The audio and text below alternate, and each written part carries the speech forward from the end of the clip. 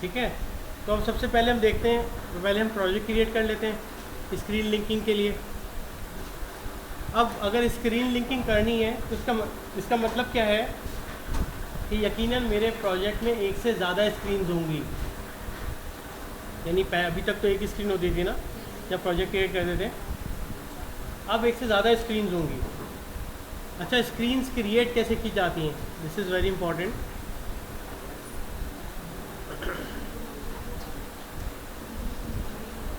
मैं यहाँ से इधर आता हूँ सॉल्यूशन एक्सप्लोरर पे।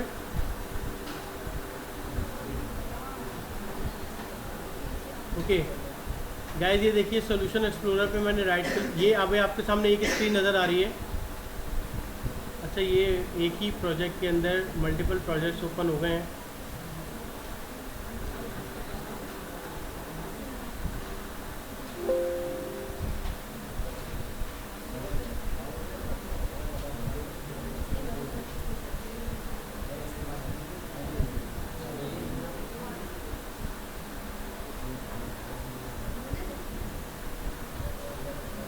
मेरे ख्याल से इनका कोई एग्जिस्टिंग काम है।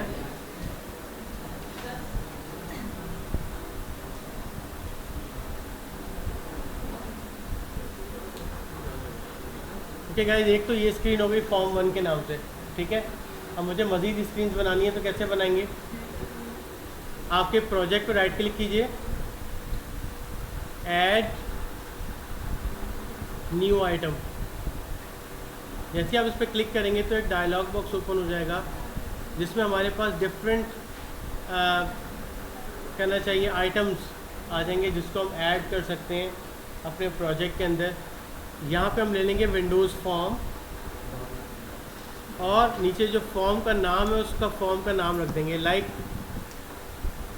कंप्लायंस के रूल के तहत इससे पहले लगाते हैं FRM। ठीक है, FRM। अब ये रूल्स आपको याद रखने मैंने आपको पहले ही कहा है। ठीक है, जो इंडस्ट्रीज़ है, सॉफ्टवेयर इंडस्ट्रीज़ हैं, इनको स्ट्रिक्टली फॉलो करते हैं। जो अच्छी ऑर्गेनाइजेशंस हैं उन स्टैंडर्ड्स को फॉलो करती हैं। FRM, लेट्स से मैंने इसका नाम रख दिया मेन, इसका नाम है FRM मेन। तो आप देखें फॉर्म 1 के नीचे एक और स्क्रीन क्रिएट हो गई, FRM मेन। ये फॉर्म 1 आ रहा है, ये भी अजीब सा लग रहा है। इसके ऊपर आप राइट क्लिक कीजिए, इसको रीनेम कर दें, इसका नाम रखें FRM लॉगिन। अब इसी तरीके से ये स्क्रीन आप अपने जो आप कोर्स वर्क का प्रोजेक्ट बनाना स्टार्ट कर चुके होंगे, एज़ यूजुअल मैंने 3-4 दिन पहले अनाउंस कर दिया है कि आप इसका स्क्रीन डिज़ाइन कर रहे होंगे, तो उसी के अंदर इस तरह से आप स्क्रीन रखेंगे। पहले लॉगिन की, लॉगिन के बाद मेन की। ये मेन एक तरह से आपका डैशबोर्ड कहलाता है, यानी लॉगिन होने के बाद जो पहली स्क्रीन आती है दैट इज़ योर डैशबोर्ड। फ़ायदा क्या होता है डैशबोर्ड का कि तमाम लिंक्स उस मेन स्क्रीन से लिंक होती है। यानी तमाम दूसरी स्क्रीन्स, अगर मेरे सॉफ्टवेयर में 15 स्क्रीन हैं, 20 स्क्रीन हैं, तो वो सब के सब किससे लिंक होती हैं? मेन से। अब मेन में लिंक करने के डिफरेंट तरीके हैं। कुछ लोग बटन कंट्रोल से लिंक कर देते हैं, उस बटन के ऊपर कोई अच्छा सा आइकन लगा देते हैं खूबसूरती के लिए। ठीक है, कुछ लोग क्या करते हैं मैन्यू स्ट्रिप से कर देते हैं। तो मैं दोनों आपको बता देता हूँ कि किस तरीके से है। ठीक है, सपोज़ मैं फिर भी एहतियातन लिख देता हूँ। अच्छा, अब अगर मैं इस एप्लीकेशन को चला रहा हूँ तो सबसे पहले कौन सी स्क्रीन चलेगी आपने मुझे देख के बताना है।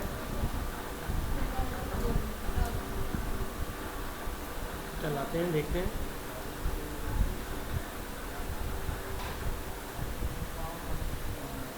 फॉर्म 1 से मुराद ये लॉगिन वाली, हमने रीनेम किया था ना फॉर्म 1 को, इसका मतलब है FRM लॉगिन सबसे पहले रन हो रहा है।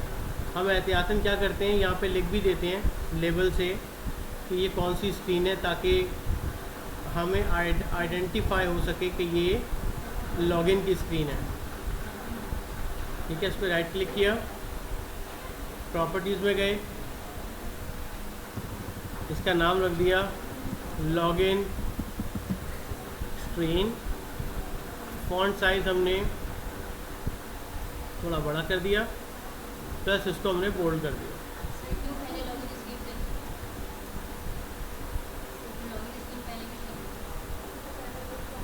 बता दो इनका सवाल ये है कि लॉगिन स्क्रीन पहले क्यों चलेगी। कितना ही अच्छा होता कि लॉगिन किए बगैर हम सिस्टम के अंदर चले जाते, लॉगिन की स्क्रीन बाद में चले, लेकिन ये पता है क्यों पहले चलेगी। लॉगिन पहले चलती है, लॉगिन करके इंसान अंदर जाता है ना सिस्टम के। अब सवाल ये यहाँ ये पहले क्यों चल रही है। सॉल्यूशन एक्सप्लोरर में आइए, program.cs में आइए, तो यहाँ पे इस डिफ़ॉल्ट फॉर्म का नाम आपको नज़र आ रहा होगा।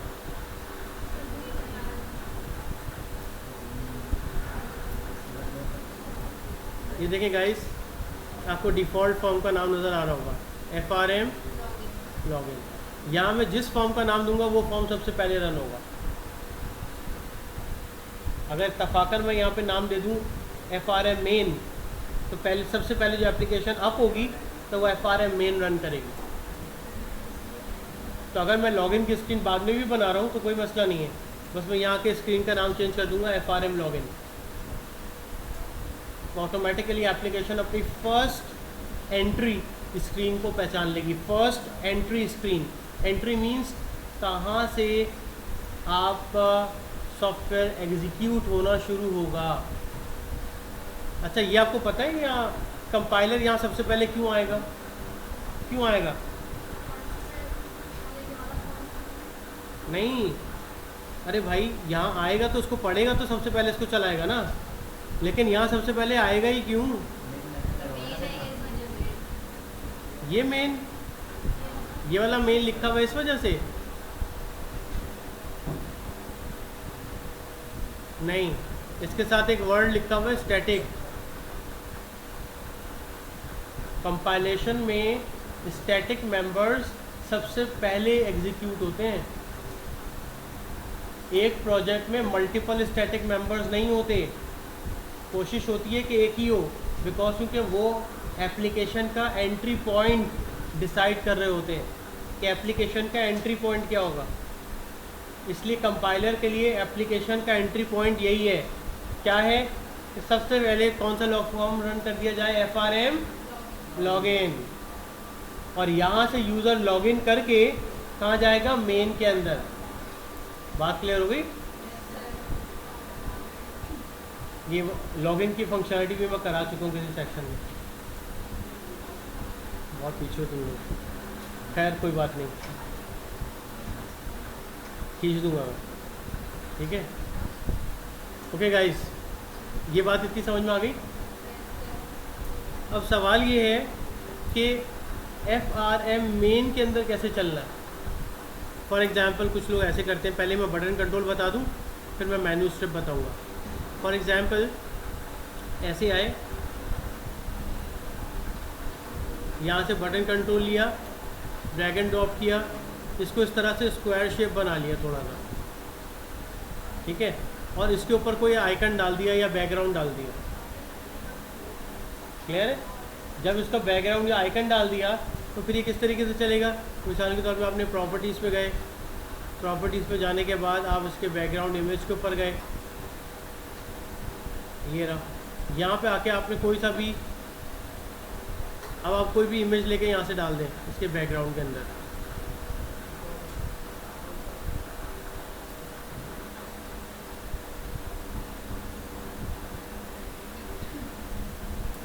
यार इसमें कोई पिक्चर्स हैं?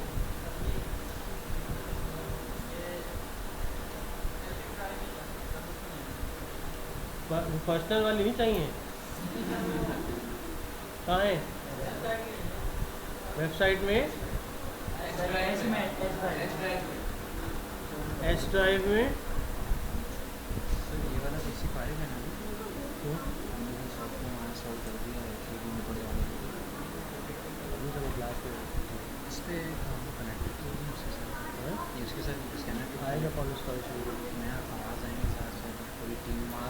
IT वाले का उस पर राइट्स ही नहीं है तो सर हमने वहाँ किया अभी हम करके उस पर राइट्स ही नहीं है। ट्राई करके देख लें, मैंने कर लिया ना ट्राई, IT को लेके आओ, उससे करवाओ। उस वाले में तो राइट्स नहीं थे, अच्छा नहीं, उस पर चेक ही नहीं किया ना मैंने, इंस्टॉल करके आए, लेकिन इस पर राइट्स नहीं है, ये मैं चेक कर चुका हूँ। उस पर अगर नहीं होंगे तो वहाँ होंगे। कह रहा है कि उसका राइट्स का इशू नहीं है, कुछ और तरीके उससे हो गया, ट्राई नहीं सारा क्लास के बाद आ जाओ। तो पहले आ जाते, तो क्लास ले रहा हूँ अभी। अच्छा कहाँ रखी है भाई?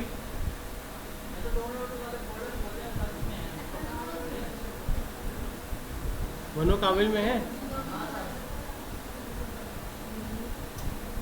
पास्ता ले लेते चलो, वैसे तो लेना नहीं चाहिए था। बस इस तरह से कोई भी आप आइकन्स बना के उस पर नाम वाम लिख के कोई हल्का सा लोगो शोगो बना के जो आपने वो आप इसके ऊपर ऐसे डाल सकते हैं। तो या आप इस तरीके से बटन बना लें खूबसूरत से, अपने 3-4 बटन बना के खूबसूरत से डैशबोर्ड बना के यहाँ पे कलरफुल सा बना दें। अच्छा होगा क्या, जब आप इस बटन पे क्लिक करेंगे तो दूसरी स्क्रीन ओपन हो जाएगी। अब कैसे ओपन होगी वो, दिस मैटर्स ना। मैंने इस पर राइट क्लिक किया, सबसे पहले मैंने इसका नाम रख लिया बिकॉज क्योंकि आपको पता ही है, मैं पहले बता चुका हूँ कि हम सब नेम प्रॉपर्टी भी इसकी सेट करते हैं। मैंने रखा BTN सपोज स्टूडेंट्स, तो भाई ये जो है ना स्टूडेंट की स्क्रीन से लिंक हो जाएगा। तो अगर कोई स्कूल मैनेजमेंट सिस्टम बना रहा है तो उसमें स्टूडेंट्स की इन्फॉर्मेशन होगी, उसकी एक अदद स्क्रीन होगी। सपोज़ उसकी एक अदद स्क्रीन भी ये रही। एक और बना लेते हैं, उसका नाम रख देते हैं let's say add new item, उसका नाम रख दिया हमने विंडोज़ फॉर्म। और एक और स्क्रीन बना ली, उसका नाम रखा FRM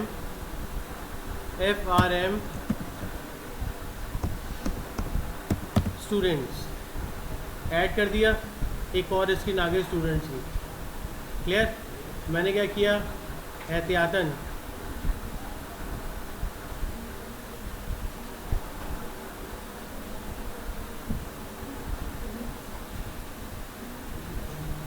बता भी रहे, ये लॉगिन स्क्रीन है। अच्छा ओके गाइस, देखिए स्टूडेंट की स्क्रीन पे आए, यहाँ पे आके जस्ट मैंने लिख दिया कि ये जो है ना ये स्टूडेंट स्क्रीन है, सिर्फ इसलिए कि पता लग जाए ये सब चीज़ें लिंक हो रही हैं कि नहीं। स्टूडेंट स्क्रीन, ठीक है। अब अगर इसको मैं चलाता हूँ तो सबसे पहले लॉगिन आएगी। क्लियर? अच्छा लॉगिन करने के बाद हम जाएंगे कहाँ, मेन पे। मेन में जाने के बाद एक बटन नज़र आ रहा होगा और इसका हम नाम रख देते हैं मेन स्क्रीन। थोड़ा सा डिज़ाइन भी कर लेते हैं यार, पता लग जाए कि ये मेन स्क्रीन है। तो इसका नाम आप कर देंगे मेन स्क्रीन है। अब जब हम इस पर क्लिक करेंगे तो उसको किससे लिंक होना चाहिए,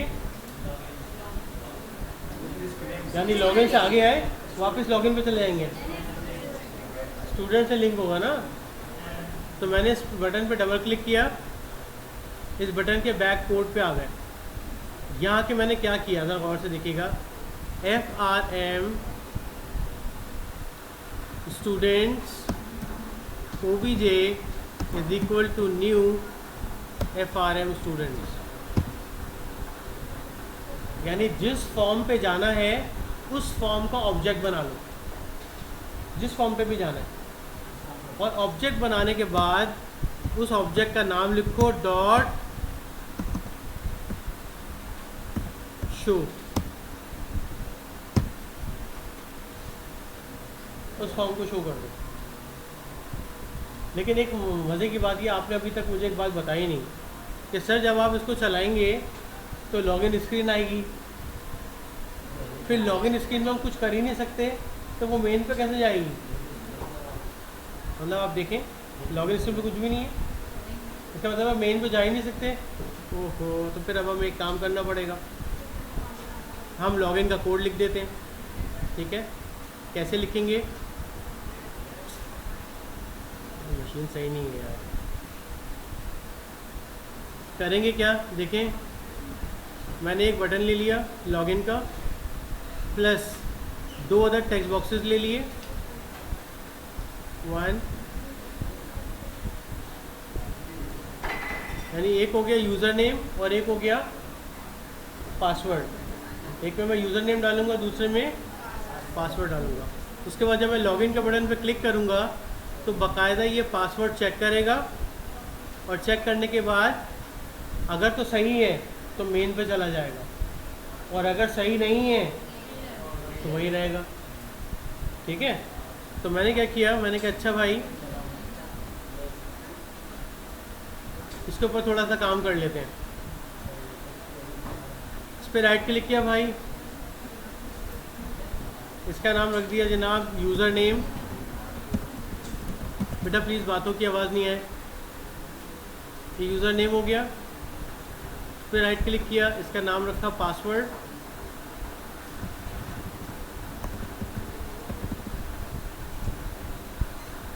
ये पासवर्ड हो गया। फिर इसके बाद txt, इस पर राइट क्लिक किया, प्रॉपर्टीज़। अच्छा, प्रॉपर्टीज़ में आने के बाद इसकी हम नेम प्रॉपर्टी भी साथ साथ सेट करते हैं। अब आपको पता है किसकी नेम प्रॉपर्टी करनी है और किसकी वो करनी है, डिस्प्ले प्रॉपर्टी या टेक्स्ट प्रॉपर्टी। अब आपको पता ही ये बात है ना, तो मैं साथ साथ इसे करता जाता हूँ। इसका नाम मैंने रखा txt पासवर्ड। ओके, इसके ऊपर ना इसकी दोनों सेट करने हैं भाई। एक नाम रखना हमने btn लॉगिन,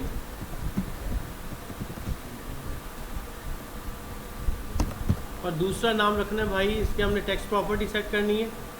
टेक्स्ट प्रॉपर्टी आ रही है बटन 1, इसके ऊपर हम कर देते हैं जस्ट लॉगिन। अब मैं चाहता ये हूँ कि यूज़र इसमें जैसे यूज़र नेम और पासवर्ड डाले, अगर वो करेक्ट है लॉगिन कर। अब आपको ख्याल होगा कि क्या मैं यूज़र आईडी पासवर्ड डेटाबेस से चेक करवाऊँगा, हार्ड कोड करवा रहा हूँ मैं, सॉफ्टवेयर के अंदर हार्ड कोड कर रहा हूँ अभी फिल वक्त के लिए, क्योंकि आपको अभी डीबी मैंने नहीं सिखाई। ठीक है, डेटाबेस से अभी काम शुरू होगा हमारे नेक्स्ट सेशन में। जब नेक्स्ट सेशन में काम शुरू होगा हम अलग से उसकी रिकॉर्डिंग बनाएंगे। ठीक है, 12। तो जब यूज़र नेम और पासवर्ड एंटर हो जाएगा, देन यूज़र क्या क्लिक करेगा, बटन क्लिक करेगा लॉगिन का। इसका मतलब कोड लॉगिन के बैक साइड पे होना चाहिए, ऐसे ही। मैं डबल करके बैक साइड पे आ गया। मैंने कहा इफ़ अगर txt user name dot text बराबर आ जाए, लेट से अभी अपना नाम ही ले रहा हूँ, तौसीफ के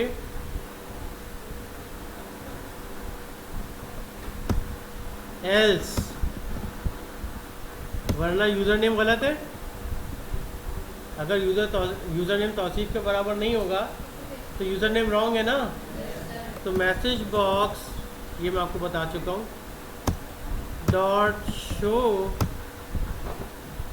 रॉन्ग यूज़र नेम। क्लियर है,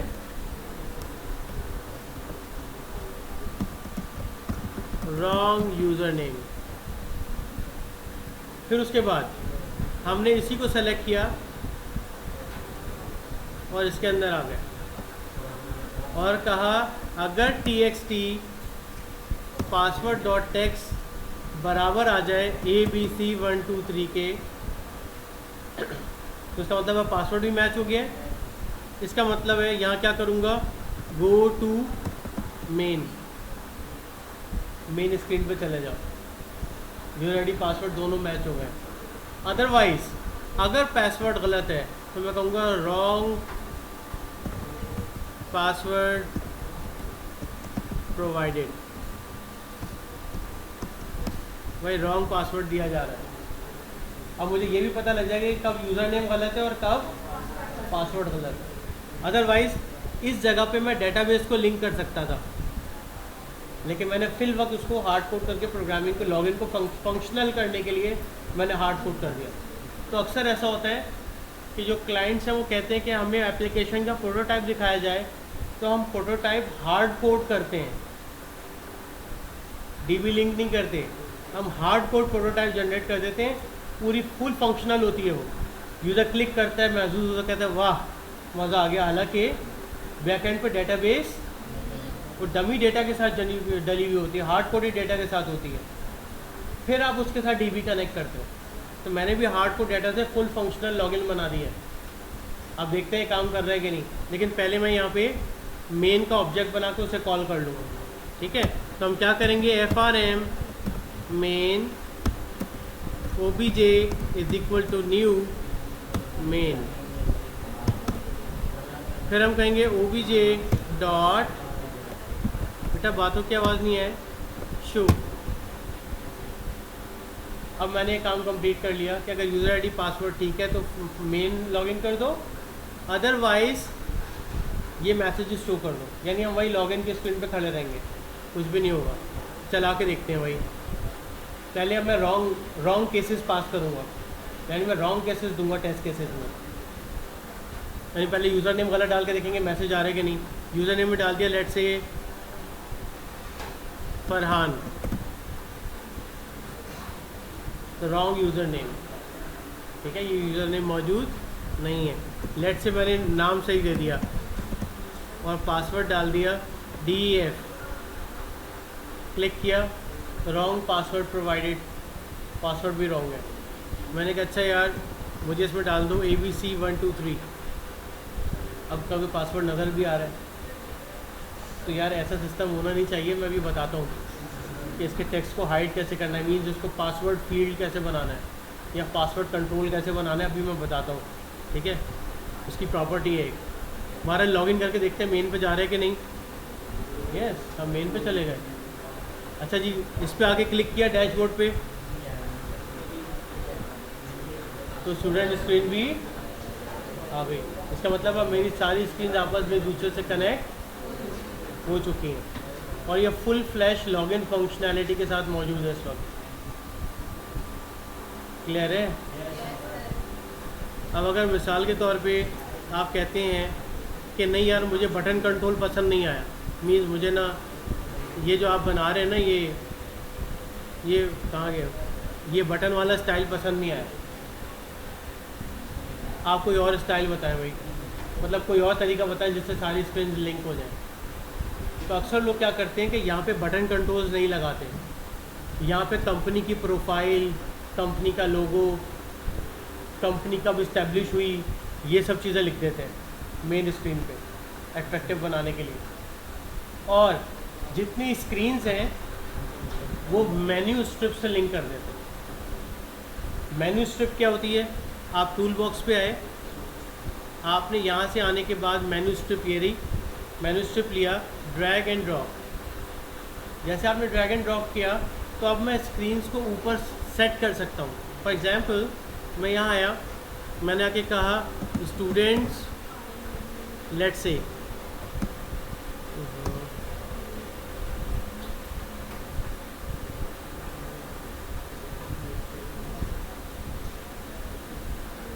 इसको इस तरीके से कर लेते हैं।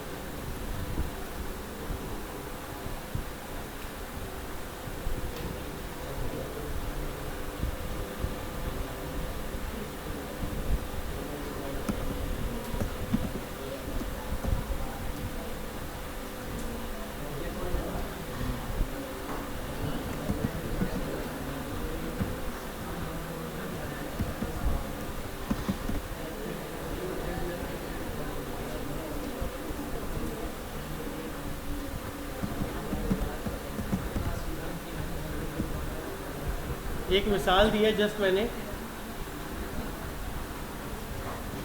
ये देखिए गाइस, मैंने स्टूडेंट के टैब में 3 स्क्रीन्स बना दी, फीस इन्फो, तीन ऑप्शंस बना दिए या 3 मेन्यू आइटम्स बना दिए, उसको अच्छे अल्फाज में मेन्यू आइटम्स कहते हैं।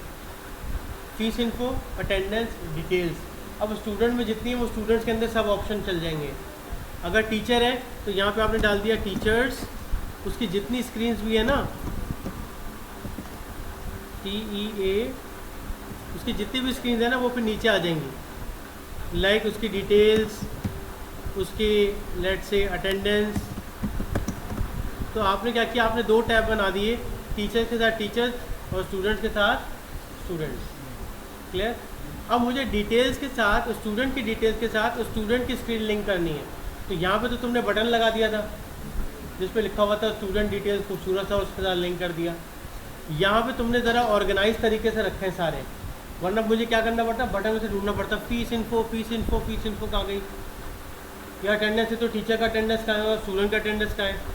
तो जब स्क्रीन ज़्यादा हो जाती है तो बटन कंट्रोल्स फ़ायदा नहीं देते, फिर आप मेन्यू स्ट्रिप के अंदर उसे ऑर्गेनाइज करके रखते हैं, उसके ग्रुप्स बना के रखते हैं। ठीक है, तो आपने क्या किया, स्टूडेंट का ग्रुप बनाया, उसके अंदर सारी स्क्रीन, सारे आइटम्स डाल दिए, हर आइटम से एक स्क्रीन लिंक हो सकती है। तो मैं क्या करूँगा, स्टूडेंट में स्टूडेंट्स डिटेल्स के साथ एक स्क्रीन लिंक करके दिखाता हूँ, यही वाली जो भी मैंने बटन कंट्रोल से लिंक की हुई है। मैंने इस पर डबल क्लिक किया डिटेल्स पे, ये इसका इवेंट फायर हो गया, क्लिक इवेंट मेन्यू स्ट्रिप का ना, यानी टूल स्ट्रिप का इवेंट फायर हो गया। अब मैं यहाँ पे आया, मैंने यही वाला फॉर्म का जो ऑब्जेक्ट बनाया था उसे कॉपी किया और यहाँ ला के पेस्ट कर दिया। ठीक है, यही ऑब्जेक्ट यहाँ पे भी बना लिया। अब जब मैं चलाऊँगा तो देखिएगा क्या होगा।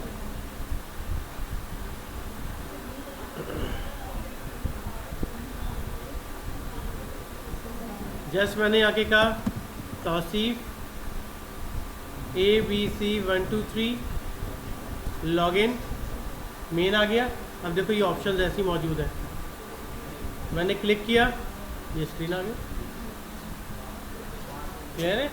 तो आप मेन्यू स्ट्रीम से भी सारी स्क्रीन लिंक कर सकते हो।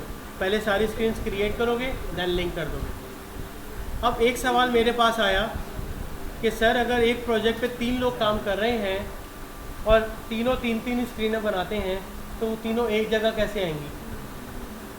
कोई टीम लीड तो मर्जिंग कर रहा होगा ना। नेक्स्ट से अगर 3 लोग बना रहे हैं, एक के से 5 स्क्रीन आ गए, दूसरे में भी 5, तीसरे की भी 5, तो जो टीम लीड होगा वो बाकी दोनों की भी तो मर्ज करेगा ना। उसके बाद 15 स्क्रीन पूरी होंगी एक ही प्रोजेक्ट के अंदर। अब वो काम कैसे होगा? आप या सॉल्यूशन एक्सप्लोरर पे आए, आपने देखा आपकी अपनी बनाई हुई स्क्रीन्स यहाँ मौजूद है। क्लियर? फिर आपने देखा कि कोई और प्रोजेक्ट है जो फलाने आपके टीम मेंबर ने दिया है। आप क्या करें, आप वो वाला प्रोजेक्ट भी ओपन करने। लाइक मैं इनमें से कोई प्रोजेक्ट ओपन कर रहा हूँ एज अ सैम्पल। मैंने ये जी मेरा जो ग्रुप मेंबर है ना उसका प्रोजेक्ट भी ओपन हो रहा है। दोनों के SLN फाइल है, तो आप दोनों के SLN फाइल पर क्लिक करो तो 2 प्रोजेक्ट ओपन हो जाएंगे अलग अलग। एक आपका अपना होगा और एक दूसरे वाले का प्रोजेक्ट होगा। ठीक है? अच्छा, जब दूसरे वाले का प्रोजेक्ट होगा तो उसकी फाइल्स अलग दिखेंगी, लाइक दिस। ये देखो यहाँ की फाइल अलग दिख रही है आपको, ये रही फॉर्म 1। दूसरे ग्रुप मेंबर ने नाम रखा है फॉर्म 1 और आपके प्रोजेक्ट में जो नाम है वो FRM से है। तो अब आप फॉर्म 1 के नाम का ऐड कर देंगे अपने पास, तो पिटाई होगी टीम लीड की ज़बरदस्त, ये फॉर्म 1 के नाम से क्यों आई। तो फिर क्या होगा, पहले टीम लीड इसको रीनेम करेगा फॉर्म 1 से, FRM सपोज कोई भी एग्जामिनेशन इन्फो जो नाम भी रखा हुआ था उस नाम से पहले रीनेम करेगा। जब ये रीनेम हो गई तो अगर आप देखें तो इसका डिज़ाइन का कोड ये रहा और इसका अपना कोड जो C# का वो इसी स्क्रीन के अंदर मौजूद है। आप क्या करें, राइट क्लिक करें, कॉपी करें और दूसरी स्क्रीन में आके ये जो प्रोजेक्ट है ना, प्रोजेक्ट के नाम पे राइट क्लिक करें और यहाँ पे पेस्ट कर दें। नहीं ये करने दे रही, हमें अब अलग अलग आइटम्स ले जाने पड़ेंगे। यह एक और तरीक़ेकार भी है। इस पर राइट क्लिक कीजिए, इस पर राइट क्लिक कीजिए, open folder in file explorer पे आ जाइए। ये वो फोल्डर है जो टीम लीड का अपना था। फिर आप क्या करें, दूसरे प्रोजेक्ट पे चले जाएं, इस पर राइट क्लिक करें और open folder in file explorer पे चले जाएं। ये वो फाइल्स हैं जो टीम मेंबर की हैं। आप क्या करें, इसमें से फॉर्म 1 की 3 फाइलें नज़र आ रही होंगी आपको, नज़र आ रही हैं? फॉर्म 1, उसके बाद डिज़ाइनर, फिर रिसोर्स, ये तीनों फाइल आपने लेनी है एक स्क्रीन की। ऐसे राइट क्लिक करके कॉपी करना है और अपने वाले फाइल एक्सप्लोरर पर जा कर के आपने यहाँ पे पेस्ट कर देना है। क्लियर? उसके बाद आप अपने प्रोजेक्ट पे वापस आ जाएं। जैसे आप अपने प्रोजेक्ट पे वापस आएंगे तो आपको यहाँ पे रिफ़्रेश करना होगा। कैसे करना होगा, आप प्रोजेक्ट में आ जाएं, शो ऑल फाइल्स में आ जाएं, तो आपको यहाँ पे फॉर्म 1 नज़र आ जाएगा। नज़र आ रहा है? या आपके प्रोजेक्ट में आ गई ये फाइल। मैंने इस पर राइट क्लिक किया और कह दिया इंक्लूड इन प्रोजेक्ट। ये देखिए, ये इसका पूरा फॉर्म का डिज़ाइन आ गया और प्लस अगर मैं इस पर राइट क्लिक करके व्यू कोड में जाता हूँ तो इस पूरे का कोड भी आ गया। क्लियर है? तो ये इस तरीके से हम किसी भी प्रोजेक्ट की स्क्रीन्स को लाके किसी भी प्रोजेक्ट के अंदर ऐड करवा के उस प्रोजेक्ट में इंक्लूड करवा सकते हैं। तो अगर 2 टीम मेंबर्स हैं, 5 और 5 10 स्क्रीन एक साथ इंक्लूड कर, 10 स्क्रीन एक साथ कॉपी पेस्ट कर लो, तो फिर एक साथ इंक्लूड कर लो, सबको सेलेक्ट कर लो, फिर कनेक्ट कर दो जहाँ से जिसको कनेक्ट करना है अपनी मेन स्क्रीन से। मेन स्क्रीन टीम लीड ही हैंडल करेगा, मेन से जो लिंकिंग होगी वो टीम लीड ही कर रहा होगा, वो ग्रुप मेंबर्स नहीं करेंगे।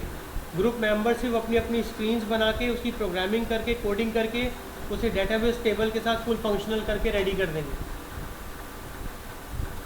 फिर ये उसका काम है टीम लीड का कि वो कैसे प्रोजेक्ट के अंदर सिंक करता है, वो मैंने यहाँ पे बता दिया जो रिकॉर्डिंग के अंदर भी आ गया होगा। यहाँ तक क्लियर है?